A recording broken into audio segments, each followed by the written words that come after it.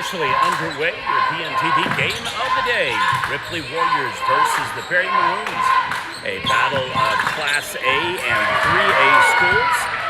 Both records for the boys and girls games will favor the smaller class Ripley Warriors. If we just strictly base it on head-to-head records for the season, Ripley girls enter the game 16-7, coached by Caleb Hoffman.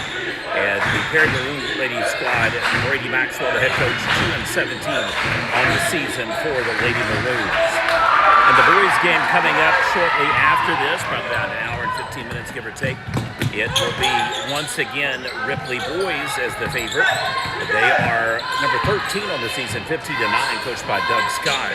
And again, the Perry Maroons, coached by Samuel Davidson, the boys 4-15. 6:40 remains here. I'd like to thank NeuroBalance, our coverage sponsor for today's live stream video highlights and award ceremony that we will have at the halftime of the girls game. We'll be recognizing two players from the squad, Jace Miles and Mr. Tanner Hardy.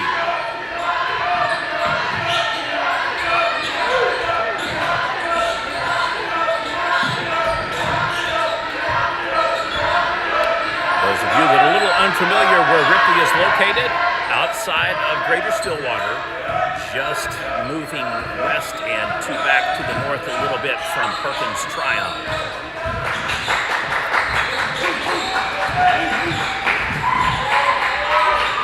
Neither team able to get into a rhythm here early on. 2 minutes have gone by, and I'm not sure that we've really had a substantial shot put in play yet. But nonetheless, that is kind of how it happens sometimes.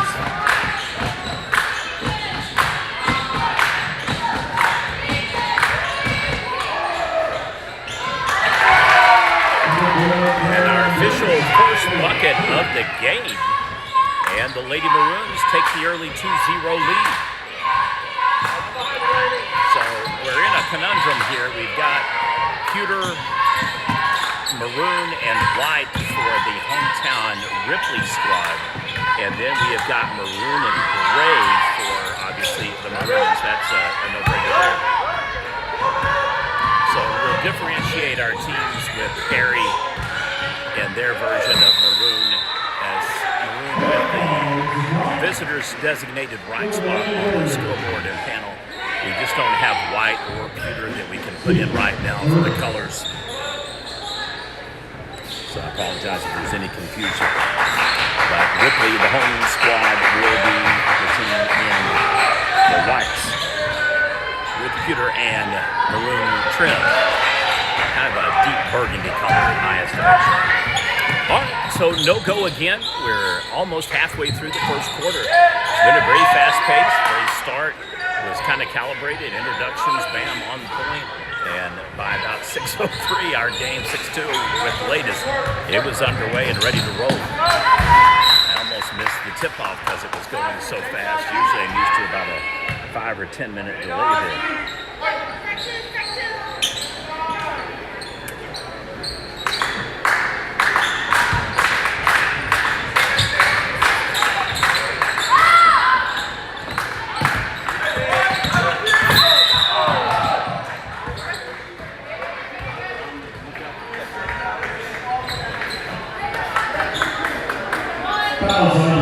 Remaining to her first team's first.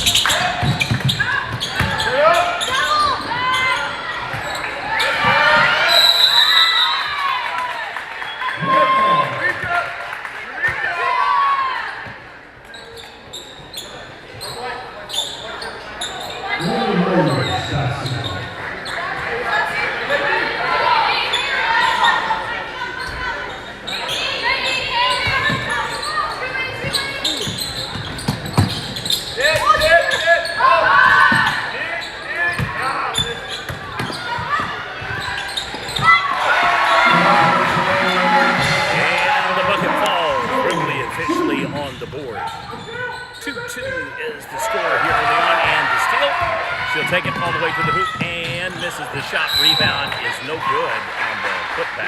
Fouled over the back, put her at the free throw line to shoot a pair of 12.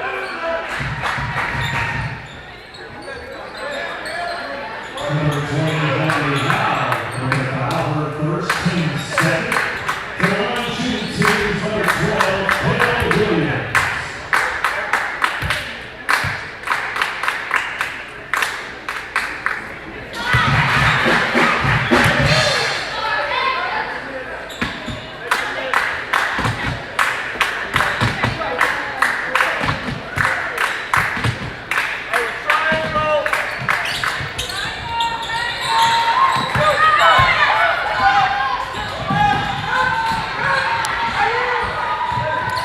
Lead, first time in the game. Ripley's been up after the modest field goal and then the free throw shot, 1 of 2.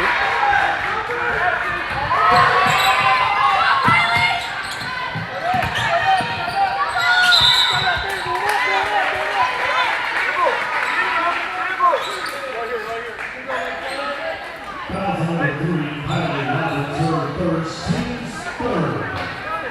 To the line shooting team, number 24,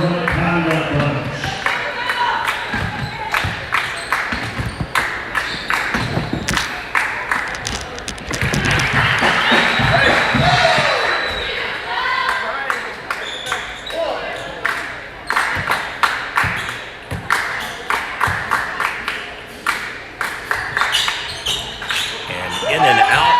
So again, 1 out of 2. We have a field goal each and 2 free throws made for Ripley. 2 for 4 from the line. It is an early 2-point lead.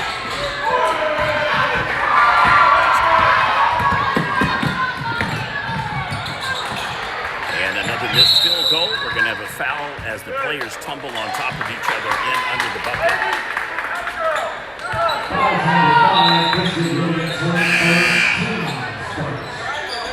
Substitution package for the Lady Warriors. B12 remains here in the first quarter, a super low-scoring affair.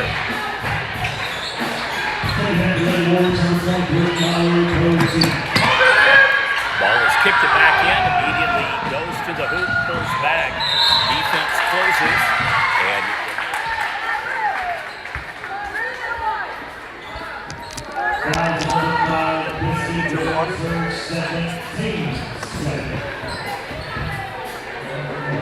to the line shooting team, number 4, Carolina Davidson.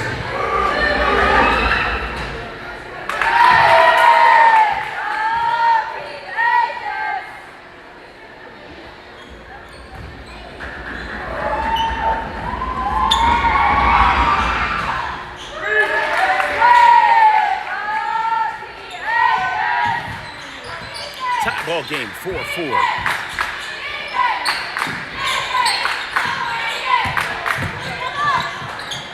Into the bucket, score. Takes it to the paint, and 2:50 remains. Our second lead change for the Lady Ripley Warriors. They're back on top. Shot is off the mark, no good. We'll leave that.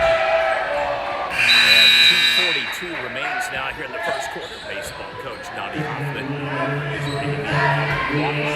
Much appreciated. It is a little stuffy in here tonight.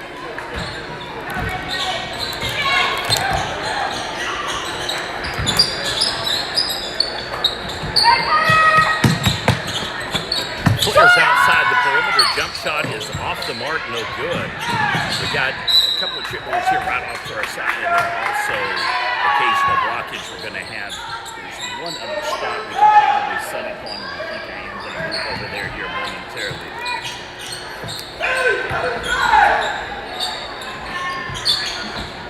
So just bide your time with me here, and maybe we'll head over for the first quarter here.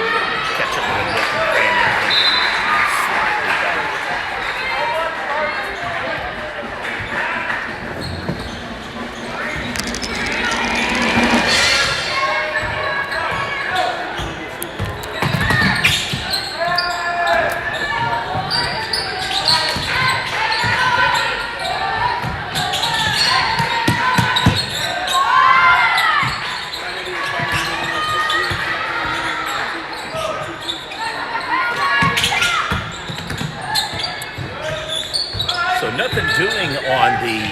inside of the paint, trying to post up, and immediately does. So I just literally jinxed myself by saying that they haven't been able to really get much going. That shot is no good, so both teams struggling to get their field goals to fall early on.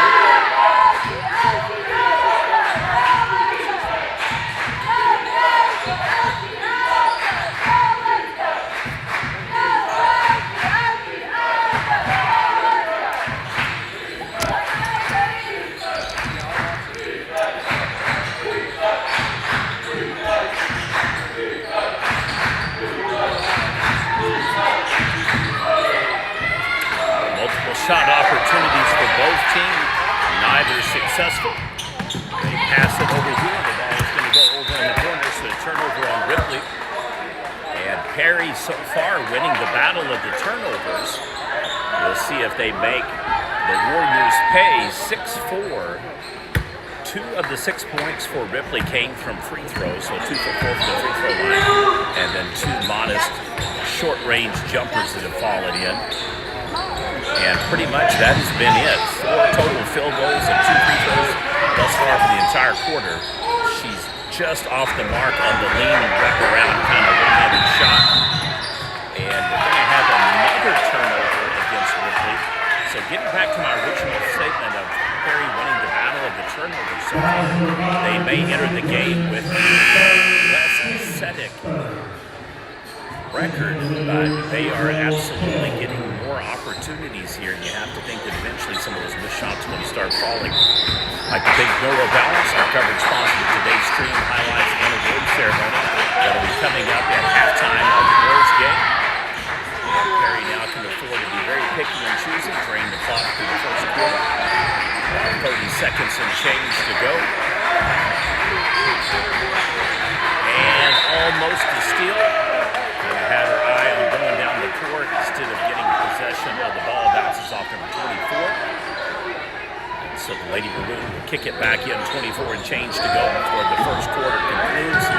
Very fast-paced quarter so far. We're on target to only have a 6 o'clock, another turnover, a 6 o'clock starting lineup announcement. About 6:02, 6:03 game tip-off. And about a 15-minute first quarter, so very, very fast-paced.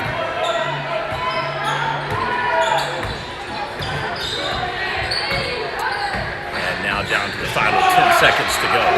Puts it in the paint, posts up, pivots. Can't quite get the shot. Travel is going to be the call. I don't know if it's some of the goggles, maybe because of the problem. She seemed to kind of lose her bearing underneath the backboard. As a result, got a little too far in and had to make the initial hop move to pull back. 3, 2, 1. Here we go. Shot is. The three-pointer of the quarter is a buzzer beater, and it is a 9-4. Ripley scores 3-1. You're watching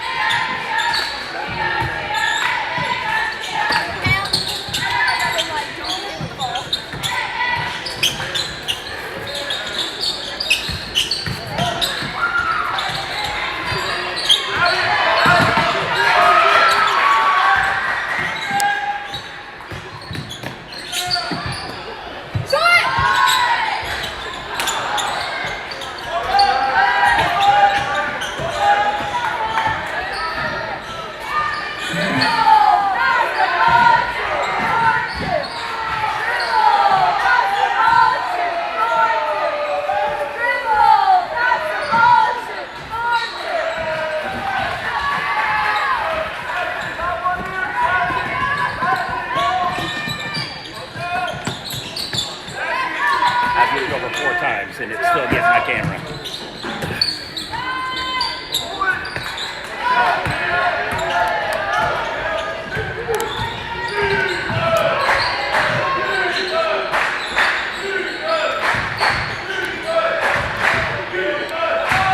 Remains here in the second quarter.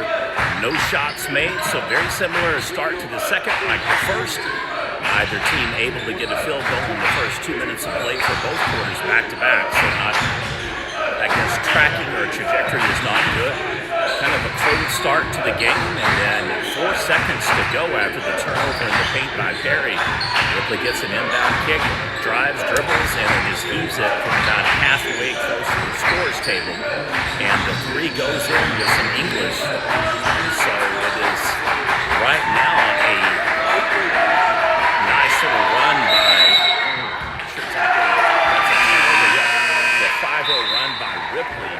We have a travel call in the paint, so back-to-back opportunities for Perry to close the gap, so to speak. Having a hard time keeping feet congruent, I guess. Kind of moving and hopping a little bit with double moves.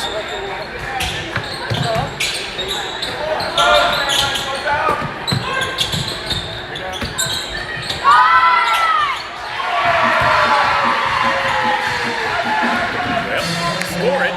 Another bucket for Ripley.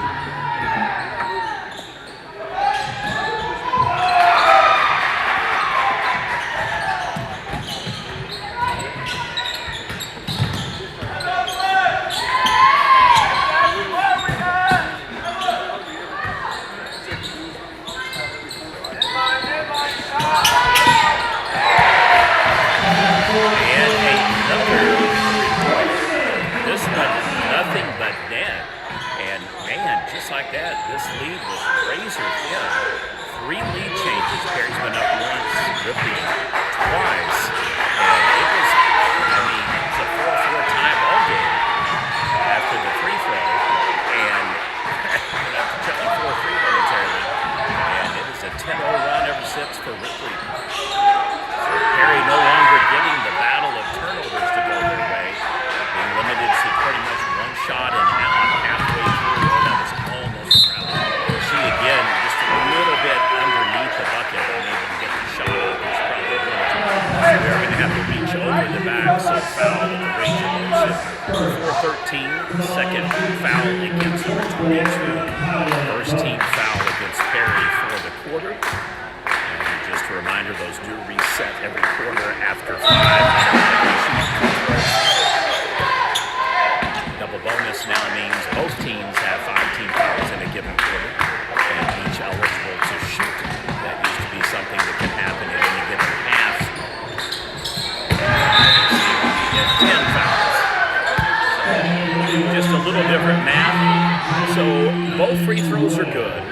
12-0 run for the hometown Warriors. And it is senior night. Ceremony festivities will be in between the girls and the boys game. 5-second violation called against Perry, so they just cannot catch a break. Another opportunity for them to get out of the hole, and it just seems to kind of dig and dig and dig a little deeper.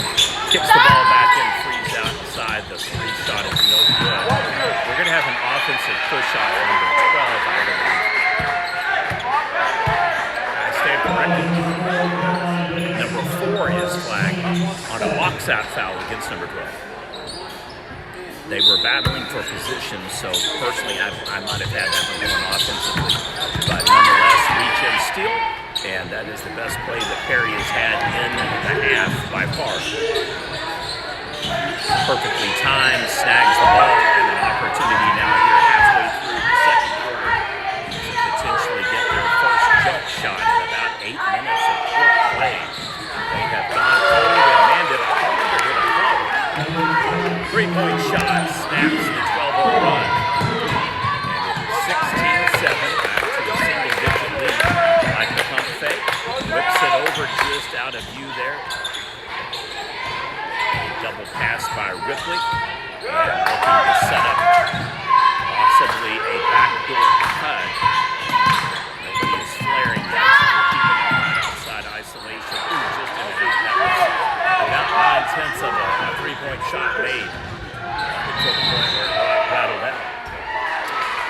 turnover against Perry.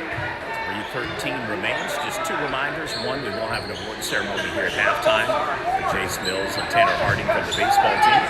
And number two, it is senior night, so there will be a delay in between games. We are planning on doing the first inning of this game, video highlights for the girls, the award ceremony, senior night, and then we'll see what the hour is as far as getting back home. If we have a packed gymnasium, we'll stay maybe a little bit longer. I'll do my best to get in and do with Jace and Tanner as well if we can. And we'll take some precautions with the trophy and award. So Perry back on the prowl, turns it over yet again. 2:35, got a flare player wide open out here on the corner. She closes the gap really well. Number 15 and number 30, I believe. Close the gap. Number 20, correction, and number 25. So they thwart an opportunity to get an easy, quick bucket on the fast break. Back to 2:30 and change to go before halftime. Ripley is led by as many as 12. There have been one opportunity so far for Perry to have the lead momentarily, 4-3, after the game was tied 2 apiece. And the double digits, 8-7.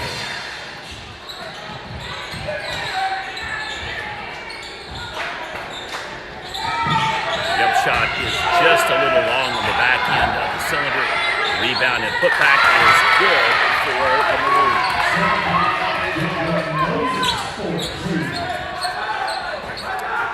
So a rare instance where each team has been able to get multiple shots back to back.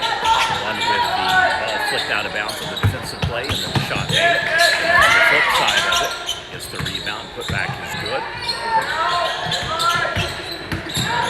Team starting to kind of settle into a little bit more rhythmic groove. They have a reach and foul call. Range of motion is granted. Number 31 at the free throw line to shoot 2. Foul is against number 20 per second. And that is the third team foul against Perry in the quarter. So they still have a couple to burn before we go into bonus.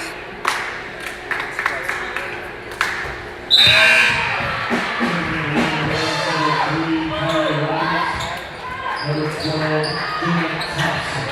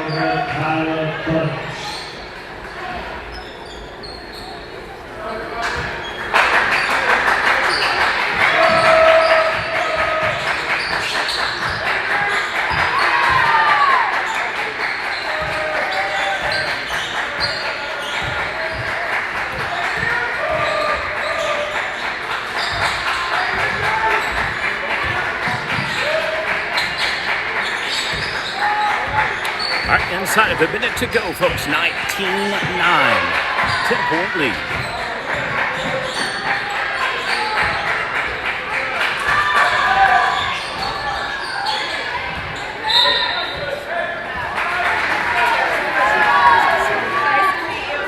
I've seen you at some games, so your face is familiar. Yeah, there you go. Okay, so do you want If they would like. I'm assuming these cheerleaders will move, so we can either do pictures right here, or we can walk all the way down there. Either one works.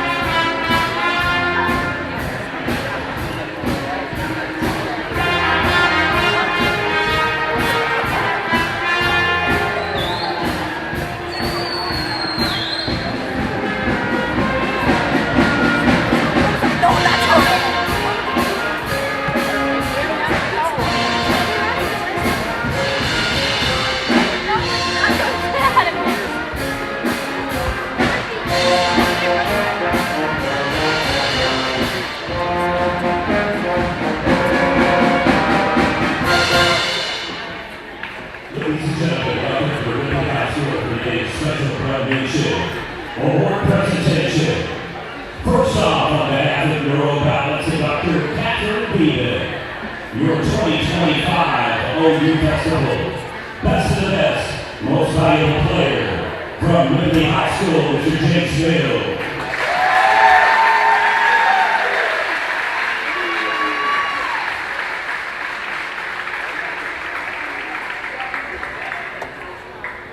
And next up, thanks to generous donations and sponsorships by Harlan Wells, Dr. Bob Story, Cimarron Mechanical, Russell and Connie Norrie, and a cattle company. Your 2025 Fall Baseball PNTV Elite Player from Ripley High School, Mr. Tanner Hardy.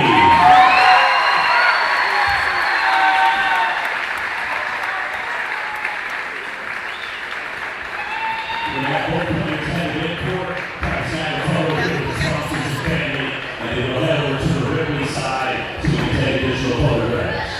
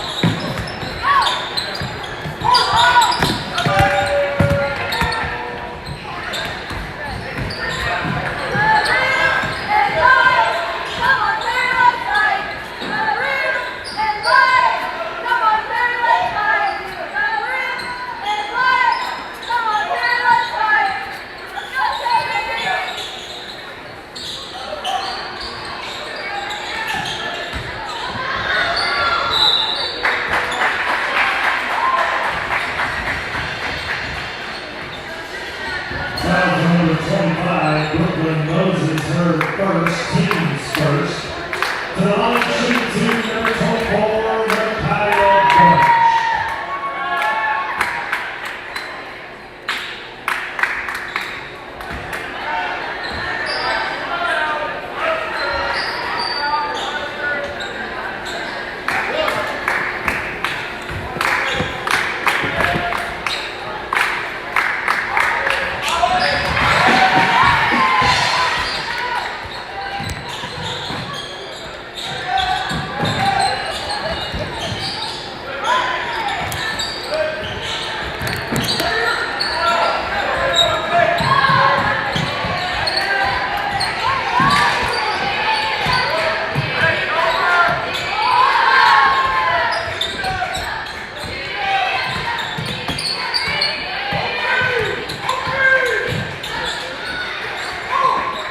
Folks, third quarter officially underway.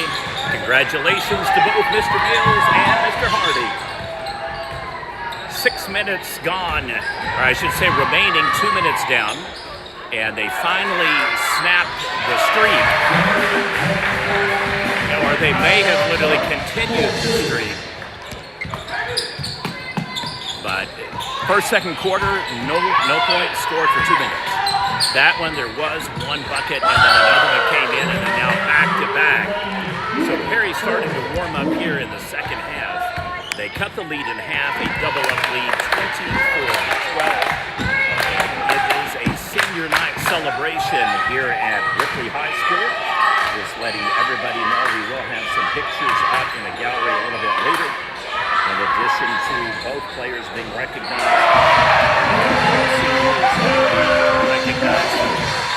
their work, contribution, and moment in the sun. 5-10. I think we're going to have some points that should be on the board. Yeah, there we go.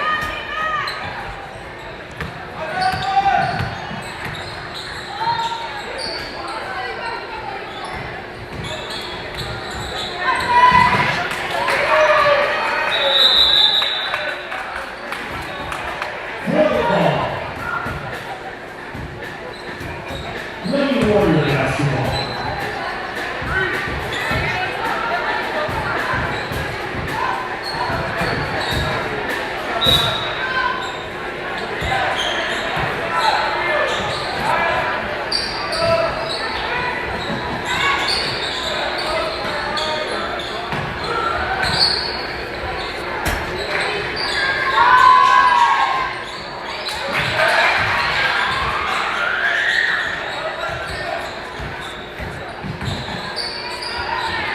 15-point lead, largest of the game for the Warriors.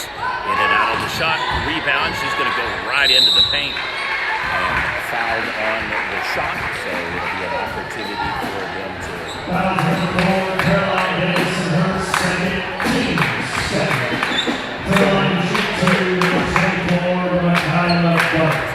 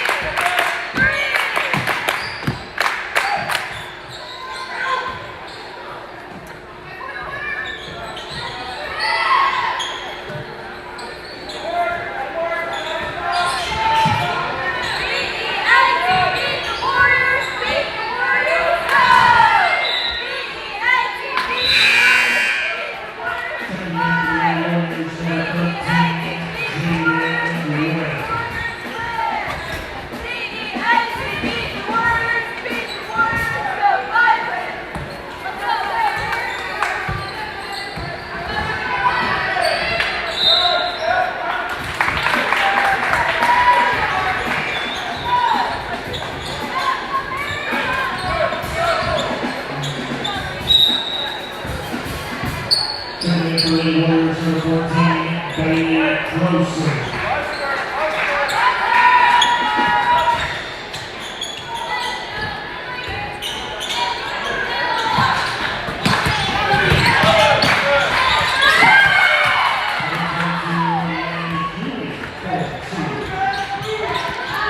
Back-to-back buckets for the Maroons.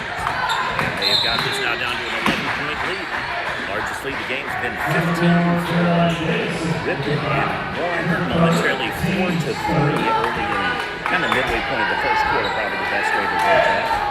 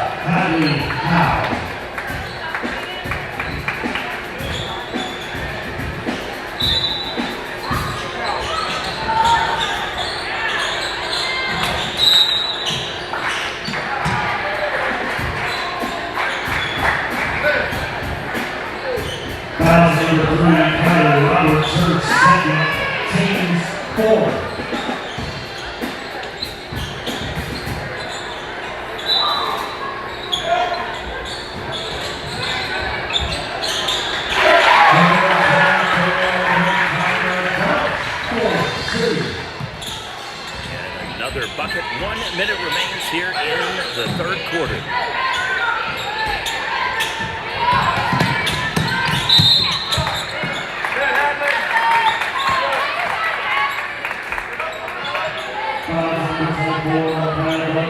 First team second to the line, shooting two, number 20, Hadley Powell.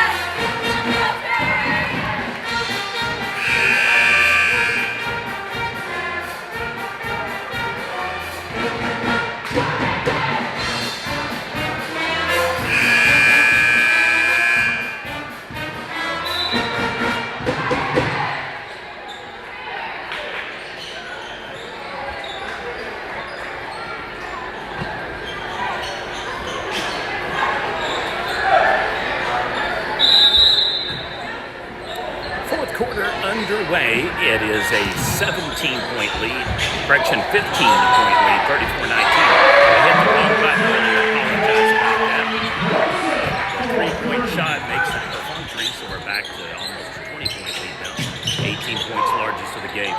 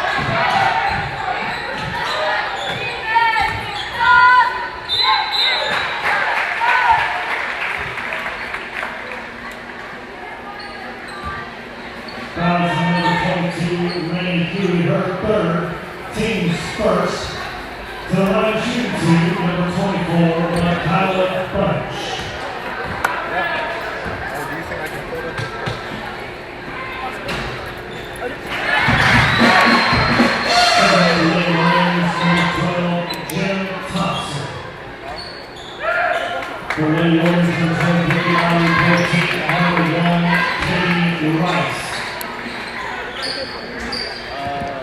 18-point lead once again for Ripley. They're at the free throw line. 6:13 remains. Third foul against number 22. Only the first team foul against the Maroons. But she knocks down the three-point play. Player substitution. Number 13 comes in to the bench. I'd like to thank NeuroBalance, our coverage sponsor for today's live stream. Video highlights, award ceremony, and then the senior night presentation will be coming up here shortly. We'll do our best to square up on the floor and make sure that we record that for posterity's sake. Going to have a multiple call here. This one's going to be a foul first before the travel. And so substitution coming in for Perry, number 15, will hit the floor once again.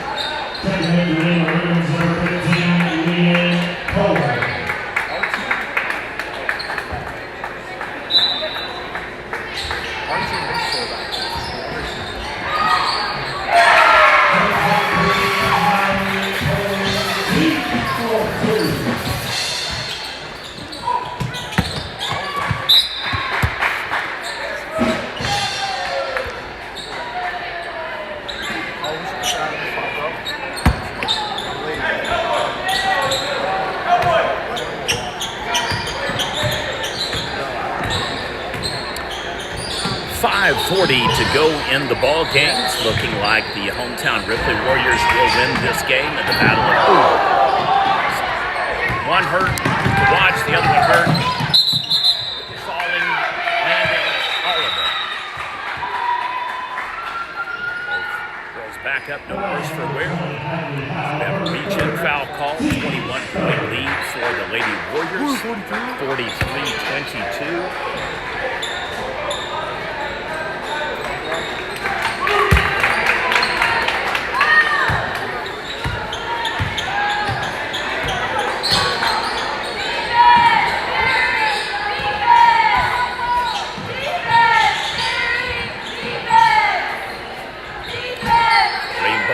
Top of the key, pump fakes into the paint, whips it back over, jump shot is no good, air ball.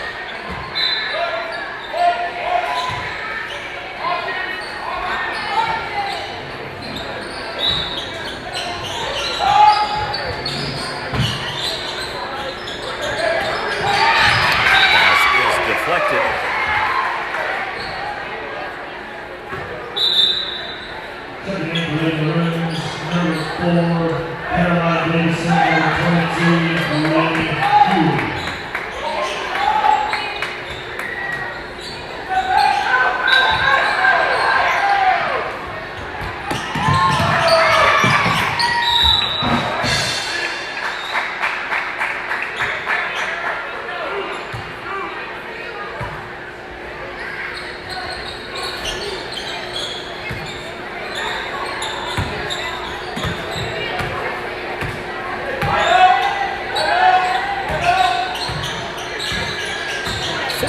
23-22 is the score.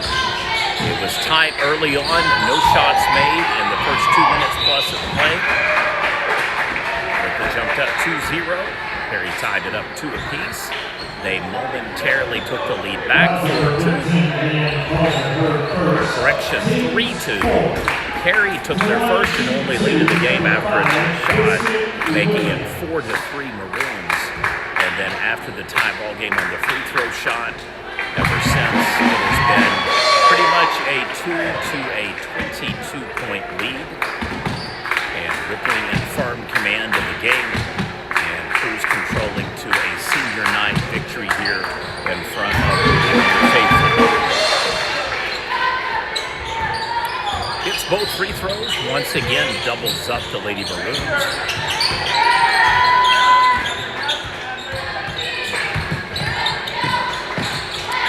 Jump shot is off the mark, no good.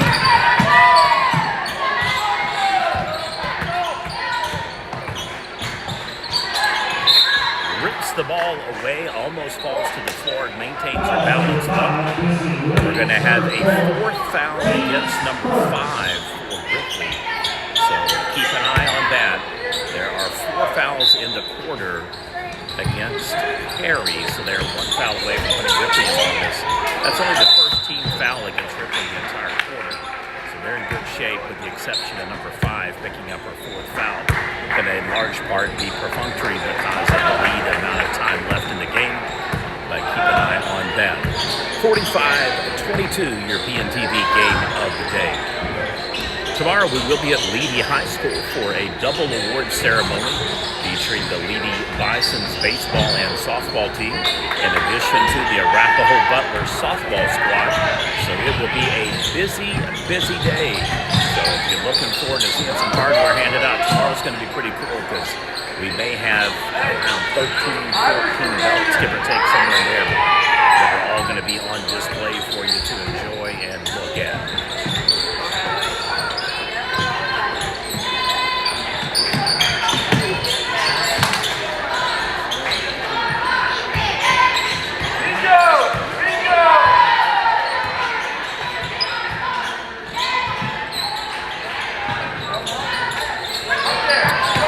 Quadruple pass pays off big time. However, loses possession of the ball. She has a little bit of tape in her hand, and I don't know if the ball was popped loose or if she just didn't get the grip. It went literally flying off her hand. And so 3 minutes and change to go. Ripley cruise controlling to a victory here tonight, wrapping up the regular season and then leading them to possibly a couple of pickup games. Otherwise, district playoffs will begin shortly. The last time I looked at their schedule, this was the last regular season schedule. I'm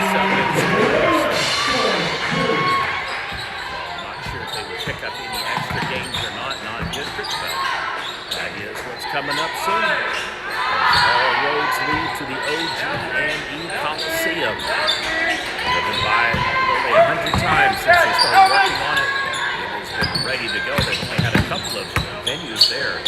Very surprised that the wrestling championships are not going to be in Oklahoma City this weekend. The dual state championships, those will be at Tulsa Union. So, very surprised to see that when it posted. I thought, well, that can't be right. That's just got to be maybe 6A. But it was 6-5, 4, and 3A pairings. Girls are a week behind schedule. They'll have their tournament the following weekend. And pop over the back is going to be called off of number 4. So probably a good no call there. They will give possession to Ripley. It's kind of a hard sell when you've got number 4 versus number 5 to say, well, yeah, that was off Ripley's hands. But it was fairly close. Kicks it across mid-floor, 1:40 to go. And now Ripley in pretty much just drain the clock, run out the clock mode, and nothing wrong with that, that's for sure.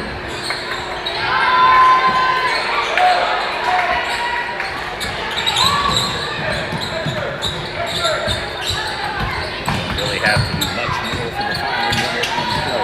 Just a reminder, at the conclusion of this game, we will be generating a highlight reel. Terry scores, takes it to the hoop. And after that, it's my understanding, in between games, there will be senior night festivities. If that changes, then we'll roll with it accordingly.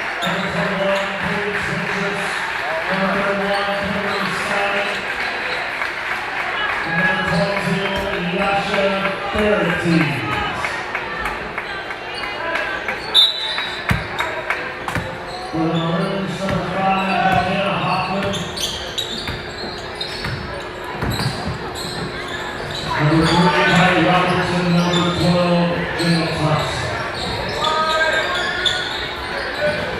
Into the paint, squares up, loses possession of the ball, gets the rebound back, and again, she's going to go right to it again. Left-handed lead dribble is definitely not your traditional way to go to the hoop. 45 seconds to go.